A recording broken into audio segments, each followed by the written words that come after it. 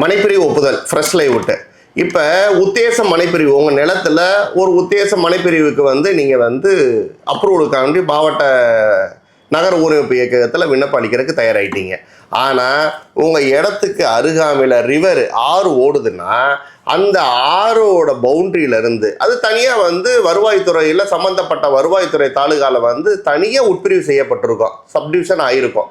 அந்த சப்டிவிஷன் எல்லையிலிருந்து உங்களுடைய நிலத்துக்கும் இடைவெளி வந்து 15 மீட்டர் வந்து திரைவிடமாக விடப்பட வேண்டும். அதாவது கிட்டத்தட்ட 50 அடி வந்து நீங்கள் திரைவிடமாக விட்டுத்தான் வரைபடம் தயாரிக்கப்படணும்.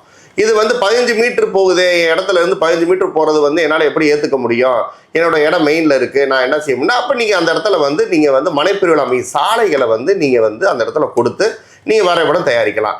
இல்லை வந்து ஏற்கனவே நம்ம பல வீடியோஸ்லாம் சொல்லியிருக்கோம், அந்த திரைவிடத்தில் வந்து பூங்கா அமைச்சிக்கலாம். நீங்கள் வந்து ஓஎஸ்ஆர் ஓப்பன் ஸ்பேஸ் ரிசர்வேஷன் வந்து நீங்கள் பூங்கா அமைச்சிக்கிட்டு உங்களுடைய வரைபடம் நீங்கள் தாராளமாக தயாரிக்கலாம். ஆனால் ரிவர் அருகாமையில் அமைந்தால் 15 மீட்டர் திரைவிடம் கண்டிப்பாக விடப்பட வேண்டும். இதில் வந்து நீங்கள் மேக்சிமம் வந்து நீங்கள் சாலை தான் அமைக்கிறதுக்கு உங்களுக்கு உகந்ததாக அமையும். நீங்கள் தாராளமாக வரைபடம் தயாரிக்கப்பட்டு சம்பந்தப்பட்ட நகர் ஊரமைப்பு இயக்ககத்தில் இணையதளத்தின் மூலமா விண்ணப்பம் செய்து நீங்கள் வந்து அனுமதிக்கு வந்து விண்ணப்பிக்கலாம்.